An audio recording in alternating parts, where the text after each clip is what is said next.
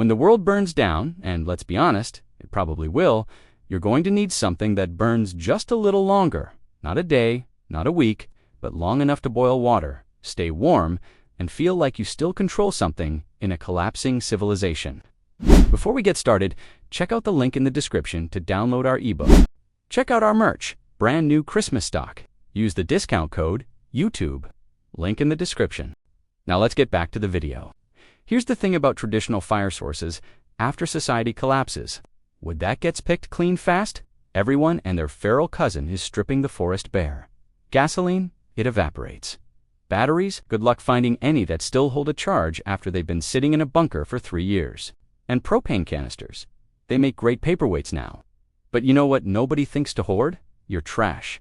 That's right, the stuff you used to throw away is about to become your ticket to not freezing to death in a cardboard shelter in late November. Trash is abundant. It's renewable. Well, as renewable as things get when everything's falling apart and it's probably already in your immediate vicinity. The problem isn't finding fuel. The problem is making it last. You need something that burns slow and steady, not like a piece of paper in a windstorm. You need controlled heat. Predictable heat. Heat that respects your survival timeline. That's where we come in. What we're going to talk about today is something I call the burn block. It's not fancy, it's not store-bought, but it's bulletproof. Literally, well, metaphorically, in a collapse scenario. A burn block is essentially compressed waste material saturated with oil or fat designed to burn slowly and release steady heat over hours instead of minutes. Think of it this way. A piece of paper burns in seconds. A log burns in minutes. But a piece of paper soaked in oil and then compressed with other waste materials, that's going to last. The oil acts as a fuel accelerant, sure, but the compression and density is what controls the burn rate. You're not trying to create an inferno. You're trying to create controlled, predictable heat that you can actually use. The beauty of this is that you're using the exact materials that would otherwise be useless. Cardboard from boxes, newspaper, old fabric, cooking oil, grease traps. Things that are honestly easier to find in the rubble of civilization than actual firewood at this point. Before we get into the how, let's talk about the why. Fire needs 3 things: fuel, oxygen, and heat. You've got the fuel covered, that's your trash. Heat, that comes from the chemical reaction. But oxygen is the variable we're actually trying to control here. A loose piece of paper burns hot and fast because oxygen surrounds every surface. But if you compress that paper, if you make it dense and heavy, you reduce the available surface area. The oxygen has to work harder to reach the fuel inside. The burn slows down. It gets hotter at the core and cooler at the edges, which means it's more controllable and harder to snuff out by accident. Now, add oil. Oil doesn't burn as fast as paper in normal conditions, but paper burns like it's got somewhere to be. When you combine them, the oil soaks into the compressed paper and cardboard, creating pockets of slower-burning fuel mixed with faster-burning material. You get a blended burn rate. You get consistency. The density is crucial. Loose and crumbly. It'll burn up in 30 minutes. Tight and brick-like. You're looking at hours. Compression is your friend in the post-apocalypse. Everything about survival is about making things denser, tighter, more intentional. And one more thing, moisture is the enemy. A wet burn block is a non-burning burn block. So whatever you create, it needs to dry completely before you use it. We'll get into that. Here's how you actually make one of these things.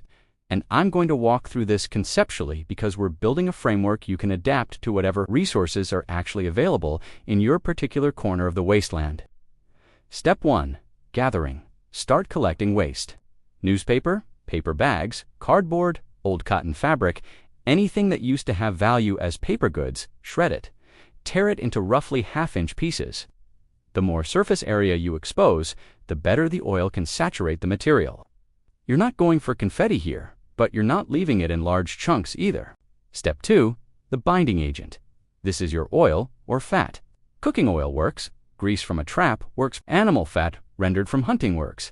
Congratulations on that rabbit, by the way. Even motor oil works if you're not heating food with it. The point is that you need something with serious burn capacity that will adhere your shredded material together and extend the burn time significantly. Step 3. Mixing. Take your shredded material and soak it in the oil. Not just a light coating, we're talking thorough saturation. Every piece should be slick. Use a ratio of about 1 part oil to 3 parts material by weight, but honestly, adjust it based on what you have. Wetter material holds more fuel, but if it's too wet, it won't compress properly. Step 4. The compression. This is where the magic happens. Take your oil-saturated material and compress it. A lot. Pack it into molds, old cans, clay, whatever. With heavy pressure, you're trying to create something almost brick-like. The denser you make it, the longer it burns. This is not a gentle process. You want this thing to hold together without falling apart when you move it. Step 5. The drying. Lay these blocks out in sunlight, in a warm area, under cover if you can manage it. They need to dry completely. This can take days or even a couple of weeks, depending on your climate and how saturated they are. Patience here is the difference between something that works and something that crumbles or sputters. You'll know they're ready when they're hard, dense, and feel slightly waxy to the touch. That's it. 5 steps between trash and controllable heat for days. Now, let's talk about what actually works best. And I'm going to break down some combinations because this is where it gets fun. Well, as fun as burning things gets when civilization has ended. Combination 1. Standard paper and cooking oil. This is your baseline. It works. A properly compressed block of shredded newspaper soaked in cooking oil and dried will burn for about 4 to 6 hours depending on size and density. It burns relatively cleanly, doesn't smell like a chemical plant. And if you're somehow still cooking actual food, this won't make it taste like motor oil. The downside, if you've been eating the cooking oil, this fuel source is competing with your diet. That's a real calculation you have to make. Combination 2, cardboard and grease. Now we're getting interesting.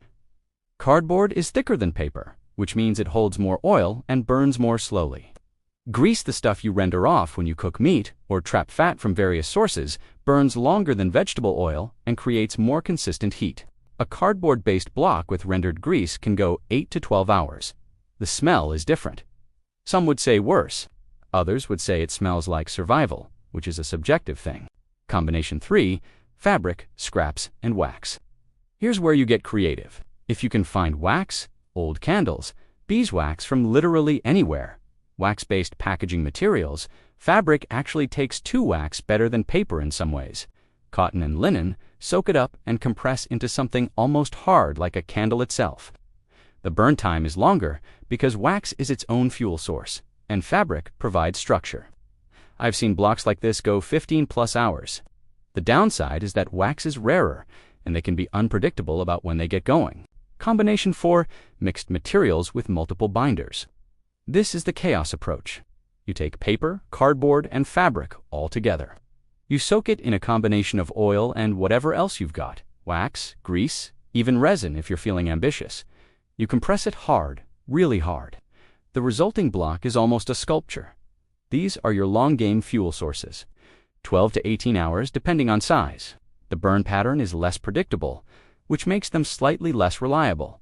But when everything else fails, these things just keep going. Through testing, and I mean actual repeated testing, not guessing, the combination that wins for pure efficiency is dense cardboard blocks with rendered fat. It burns slowest, produces good heat, and the materials are easier to gather consistently in a post-collapse scenario. But honestly, the best fuel is whatever you can actually make with what's in front of you. So, you've made these blocks. Now what?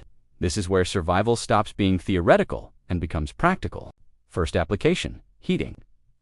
If you're in a shelter of any kind, and really, you should be a single burn block in a contained space, with proper ventilation will maintain temperature for hours. You're not going to heat a whole house, but a small room, a bunker, a reinforced closet that's viable. Multiple blocks staggered throughout the day will keep you alive through cold nights. This is non-negotiable survival, and it works. Second application, cooking.